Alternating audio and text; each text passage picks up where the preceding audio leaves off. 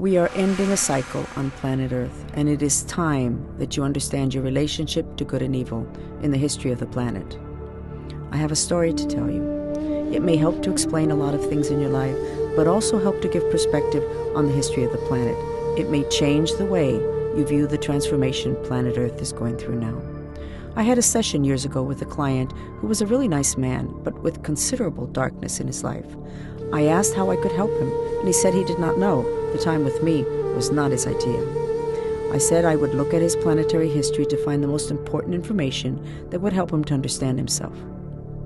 I went back to his life in Lemuria, the civilization before Atlantis. An angel appeared to him saying, "We need your help." He responded in that lifetime, "I'm willing to help. What do you need?" They said what they needed was difficult, and he responded that he was willing. They said a darkness had come over the planet, and most souls were too weak to handle the darkness. He repeated he would help. What did the angels need from him? They said they needed him to take on the darkness, as many souls were too weak.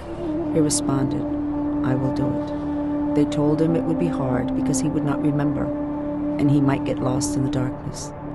He said he would do it for the others. Widen your lens, and it might help you to understand the violence and conflict today on planet Earth.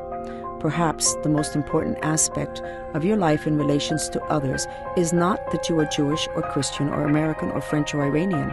Perhaps the most important aspect of you is that you are from planet Earth, and there are others out there that are different and have different intentions from those who are from here.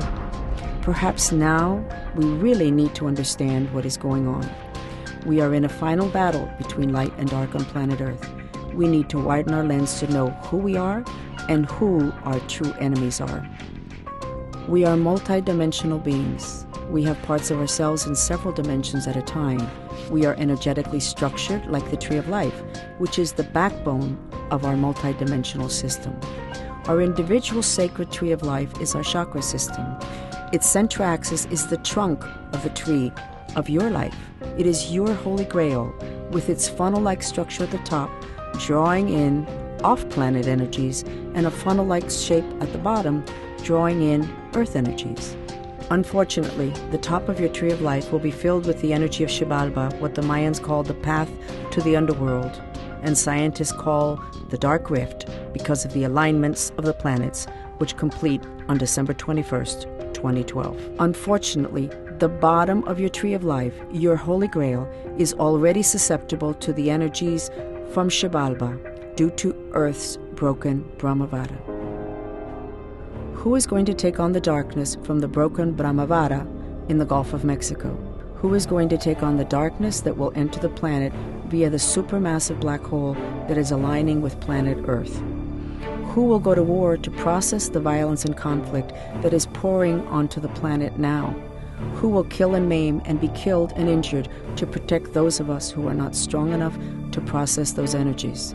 If it is true that Jerusalem is to be the site of the final battle between light and dark, good and evil, then the peoples who spiritually chose to carry the dark energy poured onto the planet are sacrificing themselves for all of us. Jerusalem, Israelis, Palestinians, Colombians, Iranians, all willing to battle for all of us souls, sacrificing themselves by processing the energies of conflict and violence so that we can be free. As in Lemurian times, a darkness is now entering the planet, and there will be souls who will sacrifice themselves for the rest of us.